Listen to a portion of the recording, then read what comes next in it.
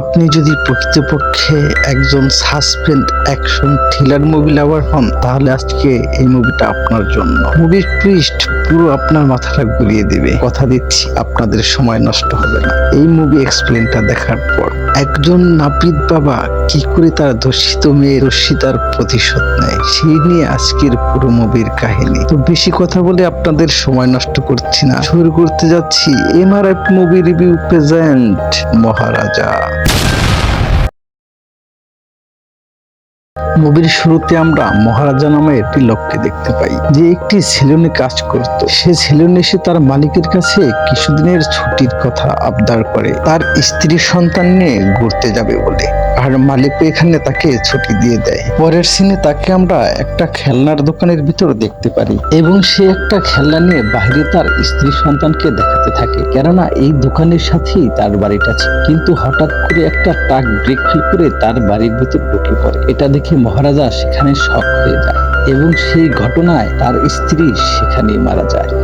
এরপরে তার সন্তানকে সে নিজেই লালন পালন করতে থাকে, এবং কখনো তার মায়ের অভাব হতে দেয় না। এরপরে সিন চলে যায় কয়েক বছর পরে। এখানে আমরা মহারাজার মেয়ে জ্যোতিকে দেখতে পারি। সে খেলাধুলায় অনেক পারদর্শী ছিল, কিন্তু পড়ালেখায় একটু ভালো ছিল না। এই কারণে স্কুলের শিক্ষক তাকে দেখতে পারে না। কিন্তু অন্যদিকে আসিফা নামের একজন ম্যাডাম তাকে অনেক সহযোগিতা করত, কেননা সে খেলাধুলায় অনেক পারদর্শী ছিল। পরের সিনে আমরা মহারাজাকে দেখতে পারি।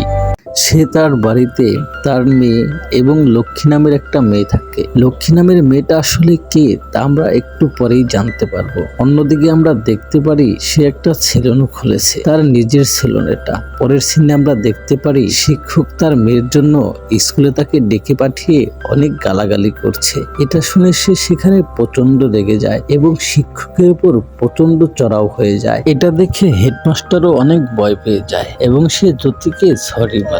পরের সিনে আমরা দেখতে পারি জ্যোতি তার বাবাকে বলছে তার স্কুল থেকে তাকে খেলাধুলার জন্য অন্য শহরে নিয়ে যেতে চায়।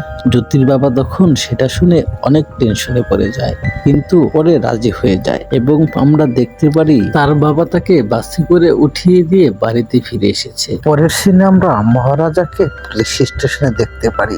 মহারাজা পুলিশকে বলছে, আমার লক্ষ্মীকে আমি 3 দিন ধরে খুঁজে পাচ্ছি না। তখন পুলিশ তাকে বলে, এই লক্ষ্মীটা কে? এই লক্ষ্মীটা কি তোমার মেয়ে, নাকি তোমার বোন, না তোমার স্ত্রী? তখন মহারাজা বলে, এটা হলো একটা ডাস্টবিন। আপনাদের মনে আছে প্রথম দিনে যখন অ্যাক্সিডেন্টটা হয়েছিল, তখন ট্রাকটা যখন গিয়ে তার স্ত্রীর উপর গিয়ে পড়ে এবং তার স্ত্রী মারা যায়, তখন একটা ডাস্টবিন এসে তার মেয়ের উপর পড়ে তার মেয়ে সেখানে বেঁচে যায়। এই কারণে সে এই ডাস্টবিনটাকে তার মেয়ের সাথে সাথে মেয়ের মতো করে লালন পালন করত। এই কথা শুনে পুলিশ অফিসার তার উপর রেগে যায় এবং পাগল বলে আখ্যায়িত করতে থাকে। তখন মহারাজার সাথে পুলিশ স্টেশনের ভিতর একটা তাণ্ডব শুরু হয়ে যায়। অন্য সিনে আমরা দেখতে পারি একটা চোর একটা বাসার ভিতর চুরি করতে ঢুকেছে, এবং চোরটা সেখানে সোনাদানা টাকা পয়সা সবকিছু চুরি করে ফেলে, এবং সেখানে বরদরাজন নামে একটা পুলিশ অফিসার এসে তাকে হাতে নাতে সেখানেই ধরে ফেলেছে। আর এখানে আমরা জানতে পারি এই চুরিটা আসলে অনেক আগেই হয়েছিল। আসলে এই চোরকে দিয়ে সে এটার পুনরায় ঘটনা ঘটিয়ে দেখাচ্ছিল। পরের সিনে আমরা দেখতে পারি বরদরাজন পুলিশ স্টেশনে ফিরে এসেছে, এবং পুলিশ স্টেশনের এই অবস্থা দেখে সে পুরো অবাক হয়ে যায় এবং সে মহারাজাকে জিজ্ঞেস করে কি ঘটেছিল। মহারাজা তখন বলতে থাকে, আমি ওই দিন সেলুন বন্ধ করে যখন বাড়িতে এসেছিলাম, তখন 3টি লোক এসে আমার বাড়িতে লুকিয়েছিল এবং তাদের সাথে আমার হাতাহাতি হয়, আর সেখানকার একজনই আমার লক্ষ্মীকে চুরি করে নিয়ে চলে গেছে। বরদরাজন তখন মহারাজাকে বলে, সেই ডাস্টবিনের ভিতরে আসলে কি ছিল? তখন মহারাজা বলে, ডাস্টবিনের ভিতর আসলে কিছুই ছিল না, এই ডাস্টবিনটা আসলে আমার জন্য খুবই স্পেশাল। তখন বরদরাজন টাকা কামানোর লোভে সেই কেসটা হাতে নেয়, এবং মহারাজা চলে যাওয়ার পর তাদের সঙ্গীকে বলতে থাকে, ডাস্টবিনের ভিতরে অবশ্যই কিছু একটা আছে, নাহলে এই লোকটি আসলে পাগল নয় যে কেউ এসে এই ডাস্টবিনের নামে রিপোর্ট লিখিয়ে যাবে। পরের সিনে আমরা দুটো চোরকে দেখতে পাই। এই চোর দুটো যেসব বাড়িতে শুধু মহিলা মানুষ থাকে সেই সব বাড়িতেই শুধু চুরি করত, এবং মাঝে মাঝে সে সেই মেয়েদেরকে দর্শন করত। পরের সিনে আমরা সিনবাবকে তার ফ্যামিলির সাথে দেখতে পারি। সিলভামের একটা মেয়ে ছিল, তার মেয়ের পিঠে আমরা একটা ক্ষত দেখতে পারি, আর এই ক্ষততে সিলভাম একটা মলম লাগিয়ে সেই ক্ষতটা ঠিক করার চেষ্টা করত। তার ফ্যামিলির কেউ জানতো না যে সে একজন চোর ছিল, কারণ তার ফ্যামিলিতে সে সবসময় একজন ভালো মানুষ হয়ে থাকার চেষ্টা করত। আর এইখানেই আমরা মহারাজার হারিয়ে যাওয়া সেই ডাস্টবিনটাকেও দেখতে পারি। আর অন্যদিকে আমরা দেখতে পারি বারদারাজানও সেই ডাস্টবিনটাকে চারিদিকে খোঁজা শুরু করে দিয়েছে। অন্যদিকে আমরা দেখতে পারি মহারাজাও এসেছে বারদারাজানের সাথে পুলিশ স্টেশনে দেখা করার জন্য, এবং তার পাশে গাড়ির একজন মেকানিকও বসেছিল। মহারাজা তাকে জিজ্ঞেস করে কি হয়েছে, তখন সেই লোকটি বলতে থাকে ধারা নামের একজন কর্মচারী কয়েকদিন যাবত তার কারখানা থেকে নিখোঁজ হয়ে গেছে, আর সেই রিপোর্ট লেখাতেই সে এখানে এসেছে। মহারাজাকে সে তার একটা ছবিও দেখায়, আর তখন সিন চলে যায় ফ্ল্যাশব্যাকে। আসলে সেই দিন যখন মহারাজার বাড়িতে চুরি হচ্ছিল, তখন হাতাহাতির সময় সে একটা কারখানার একটা কাগজ দেখতে পায়, আর সেই কাগজটা দেখেই সে একটা বাড়ি গিয়ে পৌঁছে যায়, এবং সেখানে সে দারাকেও দেখতে পায়। দারা আসলে সেই তিনজনের ভিতর একজন ছিল। দারা যখন সেখান থেকে চলে যাচ্ছিল, সেই সময় মহারাজাও তার পিছন নিতে থাকে। দারা তখন তার বন্ধুদেরকে ফোন করে একটা জায়গায় আসতে বলে। মহারাজাও তার পিছন পিছন সেখানে চলে যায়, এবং তখন তাদের মাঝে সেই লেভেল একটা ফাইট সিন দেখতে পারি এখানে আমরা। দারা এক সময় মহারাজাকে বলতে থাকে তোমরা আমার কিছুই করতে পারবে না, কারণ আমাদের সাথে একজন পুলিশ অফিসারও ছিল। দারা যখন সেখান থেকে পালিয়ে যেতে থাকে, ঠিক সেই সময় মহারাজা ধারালো একটা ছুরি দিয়ে দারার সেখানে গলাটা কেটে ফেলে মেরে ফেলে। আর ঠিক তখনই সিন চলে আসে প্রেজেন্টে। মহারাজা থানায় এসেছে কারণ তারা বলেছিল যে তাদের সাথে একজন পুলিশও আছে, আর মহারাজা এখানে কমপ্লেন করার নাম করে আসলে সেই পুলিশ অফিসারকে খুঁজতে এসেছে। অন্যদিকে আমরা দেখতে পারি দুজন পুলিশ অফিসার সেই ডাস্টবিনের খোঁজ করছে, এবং তারা পুরাতন একটা ডাস্টবিন বানানোর জন্য যায়। অন্যদিকে আমরা সিলভার কিছু অতীতের দৃশ্য দেখতে পারি। সেদিন ছিল সিলভার মেয়ের জন্মদিন, এবং সিলভা তাকে একটা স্বর্ণের চেন দিতে চায়। সিলভা চেন কিনা শেষে মহারাজার সেলুনে যায় শেভ হবার জন্য। ঠিক সেই সময় ডিমারের কাজ শেষ হওয়ায় মহারাজা বাঁশের দোকানে যায় সেই ব্যাটারির জন্য। আর ঠিক সেই সময় সিলভাকে একজন লোক ফোন করে বলতে থাকে তাদের চুরির ঘটনাটা পেপারে এসেছে। পুলিশ ধারণা করছে এটা পাশের গ্রামের লোকের কাজ, এবং তারা মানুষকে হত্যা করছে। সিলভা তখন তাকে ভয় না পাওয়ার আশ্বাস দেয়। ঠিক সেই সময় আমরা পিছনে মহারাজাকে দেখতে পাই, কিন্তু মহারাজা এমন ভাব করে যেন সে কিছুই শোনেনি। এদিকে সিলভা শেভ হবার পরে তাড়াহুড়ো করে সেই চেনটা সেখানে রেখে বাড়িতে চলে যায়, এবং বাড়িতে এসে সে তন্ন তন্ন করে সেই চেনটা খুঁজতে থাকে, কিন্তু সে সেই চেনটা কোথাও খুঁজে পায় না।